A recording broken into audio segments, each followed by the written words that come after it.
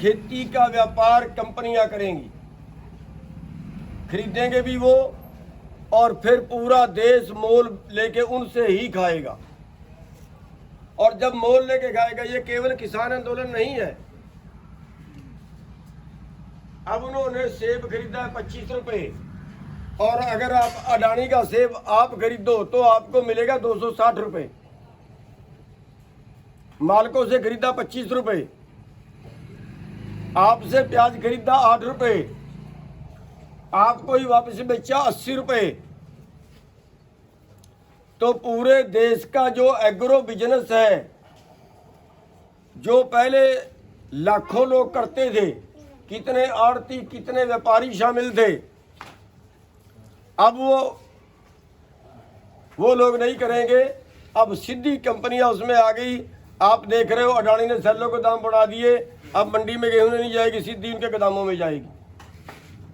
डांड में आप देख रहे हो अब की बार 4 मंडियां बंद की है उन्होंने। पूरे देश के अंदर गोदाम धड़ाधड़ बढ़ रहे हैं। आगे सेलर भी वो लगेंगे कि आप जीरी ले जाओगे, सीधी सेलर में डंप होगी, आपका मॉइस्चर चेक करके बता देंगे, आपकी क्वालिटी चेक करके बता देंगे, उस हिसाब से कट लगेगा। और गिल्ली भी जाएगी तो ठीक है, और उसका चावल बाहर निकल के थैलियों में पड़ के ही वापस आएगा। सारा बाजारी सिस्टम खत्म।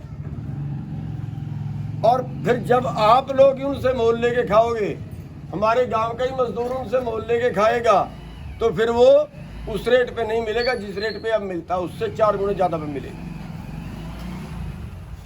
ये आंदोलन सभी के लिए है।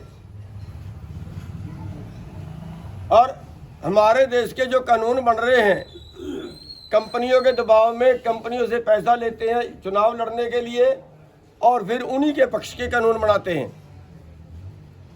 और ऐसा करते करते आज हमारे देश की हालत ये हो गई है कि जहां उत्तम खेती थी, जहां सोने की चिड़िया भारत था, जहां 1950 में जो खेती का हिस्सा था देश की जीडीपी में वो 60% था, आज कम होकर 10% रह गया है, और ये 6% बचेगा। आज भुखमरी में हमारा देश, 20 करोड़ लोग ऐसे हैं जो रात को भूखे सोते हैं। 102वें स्थान पे 107 देश भुखमरी वाले हैं, उनमें 102वां स्थान हिंदुस्तान का है। यहाँ पे प्रति व्यक्ति आमदन जो गरीबी रेखा से नीचे वाले हैं उनकी 30-35 रुपए प्रतिदिन है। और इसी देश में अंबानी की आमदन एक दिन की 2150 करोड़ है। आपके इलाके में 10,000 एकड़ एक दिन की कमाई में मोल ले सकता है। सारे देश को हड़प रही है कंपनियां, और अब तो खरीद रही हैं कंपनियां, वो भी सस्ता करके। हवाई अड्डे बेच रहे हैं, रेलें बेच रहे हैं, ट्रांसपोर्ट बेच रहे हैं, सड़कें बेच रहे हैं, सब कुछ सेल पे लगा दिया। तो साथियों, हमारे पास लेबर बची, 2 चीज थी, एक लेबर मजदूरी और दूसरा खेती। ये कानून खेती के लिए बना के, और सारी खेती कंपनियों को अगली जो पॉलिसी है, आगे कंपनियां खेती करेंगी, आप लोग खेती नहीं करोगे। एक नया कानून और आ रहा है कि जो भी आदमी जमीन बेचेगा सरकार खरीदेगी। आप 2 एकड़ बेचोगे, कोई 1 एकड़ बेचेगा, वो सारी का फिर एक जगह उसका मरब्बाबंदी करके एक जगह इकट्ठी कर ली जाएगी। एक ही जगह पे 2000-5000 एकड़ का प्लाट बनेगा, कंपनी को दे दिया जाएगा। आपको 2 साल के लिए लालच देके ज्यादा ठेके में कंपनी ले लेगी। 2000 में 5000 एकड़ में खेती करेगी, जब दूसरा उसका 5 एकड़ वाला उसका मुकाबला नहीं कर सकेगा, 5000 एकड़ वाले से 5 एकड़ वाला मुकाबला नहीं कर सकेगा। आपके सामने उदाहरण है, हमारे देश में जो ब्रॉयलर पालते हैं, मुर्गा पालने वाले, एक इसमें ब्रॉयलर होता है जो अंडे नहीं देता। 2004 में उसमें कंपनी आई, और आज ब्रॉयलर का 95% कारोबार केवल 17 साल में 95% कारोबार कंपनियों को चला गया। सब पोल्ट्री फार्म वाले, ब्रॉयलर वाले खाली होकर बैठ गए। यही कंपनियां खेती में आएंगी, 10 साल में 15 साल में यहाँ का किसान बिल्कुल खाली, टोटल का टोटल कारोबार आपके पास से जाएगा। बाकी बची आपकी मजदूरी। आज मजदूरी का हाल देखिए, आज मजदूरी का रेट आधा है। जो लेबर कोड थे सारे तोड़ दिए गए हैं। जहां 8 घंटे काम करवाने का कानून था, 12 घंटे काम करवाने का कानून बन गया है।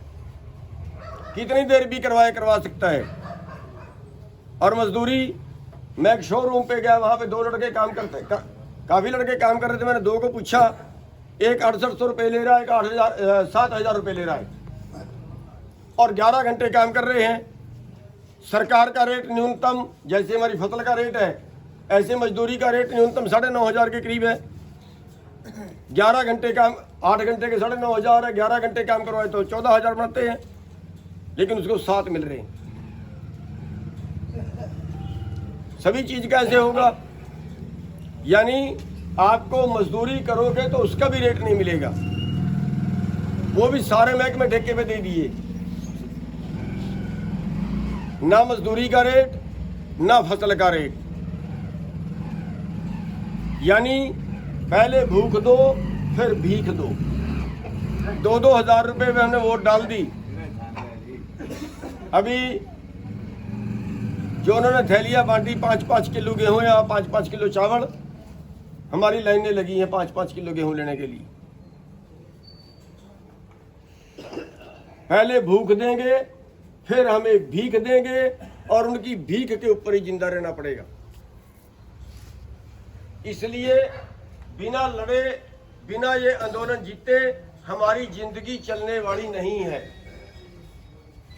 और ये आंदोलन जीतने के लिए हमें अत्याचार भी बर्दाश्त करने पड़ेंगे, लठ भी खाने पड़ेंगे, मुकदमे भी झेलने पड़ेंगे, और संतुलन भी बनाए रखना पड़ेगा। हमने किसी पे हमला नहीं करना है। हमारे जगह जगह से खबरें आती हैं, जैसे करनाल में लाठीचार्ज हुआ, लोगों का खून उबाला खाया, और इतना खून उबाला खाया कि वो थानेदार के घर पे धरना दे दिया। और जगह जगह पे हालात ऐसे हो गए कि जैसे आप मुहाराना आंदोलन हो जाए। अगर आंदोलन आप मुहारा हो गया तो आंदोलन टूट जाएगा, बचेगा नहीं। आपने जाट आंदोलन देखा है, जब ओवर कंट्रोल हुआ तो लड़के किसके मरे थे? 30-32 लड़के मरे हैं, सारे हमारे थे। आज सजा काट रहे हैं बहुत से लोग। क्या कर लिया हमने? और आंदोलन खत्म, कोई रिजल्ट नहीं निकला। इसलिए इस आंदोलन को बचा के रखना जरूरी है। अगर हम किसी को मारेंगे, देखिए हमारे सिर पाड़े हैं, हमें लठ मारे हैं, तो देश का खून खोला, देश में जागृति आई है। देश में नहीं, दुनिया में जागृति आई है। अगर हम किसी को लठ मारते, अगर हम किसी के सिर पाड़ते, तो हमारे विरुद्ध यही जागृति जानी थी, सरकार के पक्ष में जाना। आंदोलन का एक तरीका यह भी है कि हम सरकार के इतने जुल्म सहें कि देश की आत्मा जाग जाए, अगले की भी आत्मा जाग जाए। और आज जो जागृति आपके अंदर है, वो एक आंदोलन की ताकत बनी हुई है। तो साथियों, हमने इस आंदोलन की ताकत को बचा के रखना है। हमने किसी पे हाथ नहीं उठाना। मुकदमे बनाएंगे, हम झेलेंगे, जेलें अपनी तैयार करें, हम काटेंगे, लठ मारेंगे, हम खाएंगे, लेकिन बात अपनी मनवाए बिना वापिस हम नहीं आए।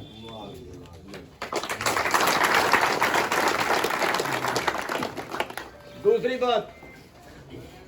बात मैं आपको कहना चाहूंगा, वो मेरी बात हर जगह शायद बुरी लगती है। बस आप 5 मिनट के लिए रुक जाओ, 5 मिनट के लिए रुक जाओ।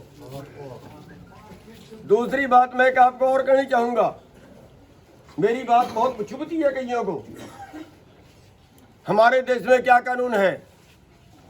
हमारे देश का संविधान कहता है लोगों का राज लोगों के द्वारा लोगों के लिए, लेकिन क्या लोगों का राज लोगों के द्वारा लोगों के लिए बचा है?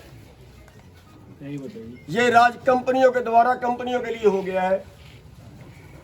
वोट आपकी है, आपकी वोट से सरकार बनती है।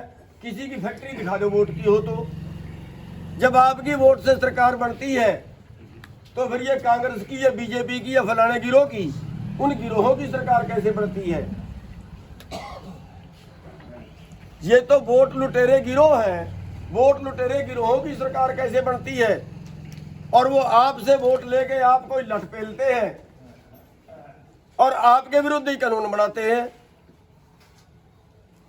वोट आपकी है और हम अगले बार फिर उन्हीं को वोट देते हैं और वो हमें फिर लठ मारते हैं। बस यही क्रम चलेगा। हमें सोचना पड़ेगा। आपके बीच से अच्छा उम्मीदवार नहीं निकलता क्या? आपके गांव में अच्छा आदमी नहीं है क्या? जुत्ते मारो उनको, सारे को आया को जो तलवे चाट रहे हैं हम उनके, जो हमें लठ मारते हैं हम उनके तलवे क्यों चाट रहे हैं? समझना पड़ेगा हमें। अभी चुनाव आएगा, सरपंची का आएगा, जिला परिषद का आएगा। आप एक छोटा सा काम कर लेना कि जिस भाई ने इस आंदोलन में साथ ना दिया हो, इस धर्म युद्ध में साथ ना दिया हो और वो आपके बीच आके उम्मीदवार बन जाए, उसको वोट मत डालना। इतना सा तो इसी इलेक्शन में कर लेना। अरे आपकी वोट आपकी ताकत है। आप बचा सकते हो, आप अपने परिवारों को, आप अपने आने वाली नस्लों को बचा सकते हो। अब भी टाइम है। आप अपनी वोट की ताकत से बचा सकते हो। क्यों? क्योंकि यहां वोट से सरकार बनती है, सरकार से कानून बनते हैं और कानूनों से आपका जो भला बुरा है वो होता है। 2 लाख के कर्जे में किसान फांसी खाता है। आज देश पे एग्रो इंडस्ट्री का कर्जा अलग कर देना तो 7.5 लाख, 7 का लाख है और 8 लाख करोड़ के बीच कर्जा है किसानों पे एग्रीकल्चर का।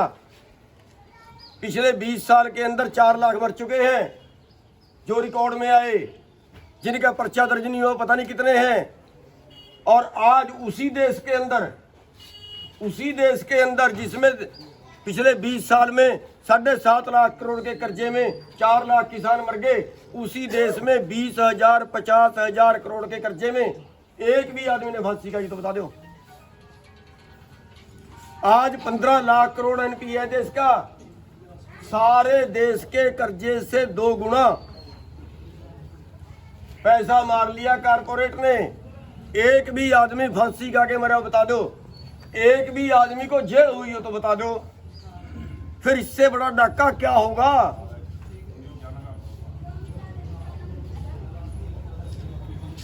साथियों, ये कानून कौन बनाता है? ये कानून बनाती है आपकी वोट। आपकी वोट बनाती है कानून। आपकी वोट यह कानून भी बना सकती है कि किसान से कोई कर्जे में कोई उसकी जमीन नीलाम नहीं होगी। कल से देख लियो, कोई एक भी किसान मर जाए, ये ऑर्डर कर दिया। आप 5 लाख रुपया कर्जा लेते हो, 5 लाख की 5 एकड़ जमीन रह कर लेते हैं, वो 1 करोड़ रुपए की। कानून है हमारे देश में कि अगर आप 5 लाख रुपए लोन लेते हो ना तो 10 लाख रुपए से ज्यादा की प्रॉपर्टी रहन नहीं कर सकते।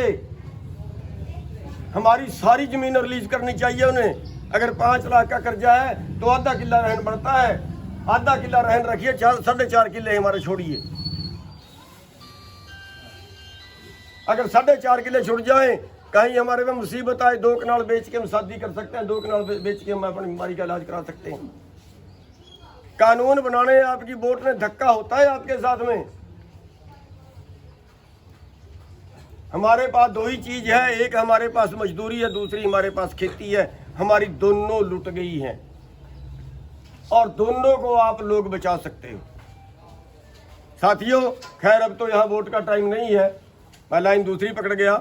लेकिन आंदोलन से भी बहुत कुछ हो सकता है। भी आंदोलन का टाइम है, ये आंदोलन हमें तब तक लड़ना है जब तक हम जीत नहीं जाते। साथियों, एक बाबा था, जब वो नाचता था तो बारिश होती थी, गांव में अकाल पड़ता था, पंचायत इकट्ठी होकर जाती थी, बाबा से रिक्वेस्ट करती थी, बाबा बारिश करा। बाबा नाचता था, बारिश होती थी। 4 लड़के दिल्ली से पढ़ के आए, उन्होंने कहा ये पखंड है, नाचने से बारिश नहीं होती, और अगर नाचने से बारिश होती है तो हम भी नाचेंगे और बारिश करवाएंगे, हम करवाएंगे बारिश। अकाल पड़ गया, पंचायत इकट्ठी हुई, महात्मा के पास गए, वो लड़के भी चले गए, उन्होंने कहा हम करवाएंगे बारिश। नाचने लगे, कोई 2 घंटे नाचा, कोई 3 घंटे नाचा, कोई 4 घंटे नाचा, बैठ गए, थक गए, बारिश नहीं हुई। उन्होंने कहा महात्मा जी अब आप करवा के दिखाओ, अगर आप में ताकत है तो। महात्मा ने नाचना शुरू किया। देर रात हो गई, 9 बज गए, 10 बज गए, 11 बज गए, देर रात हो गई, आखिरकार बादल उठा, बारिश हुई, खूब हुई। उन लड़कों ने पूछा महात्मा जी आपके नाचने से बारिश कैसे हुई, हमारे नाचने से बारिश क्यों नहीं हुई? उन्होंने कहा मैं 2 तरह से सोचता हूं। एक, मैं ये सोचता हूं कि जब मैं नाचूंगा तो परमात्मा दया जरूर करेगा, जब मैं नाचूंगा तो परमात्मा बारिश जरूर करेगा, दया जरूर करेगा। और दूसरा, मैं तब तक नाचूंगा जब तक बारिश नहीं होगी। इसलिए आपको भी दोनों तरीके से सोचना है।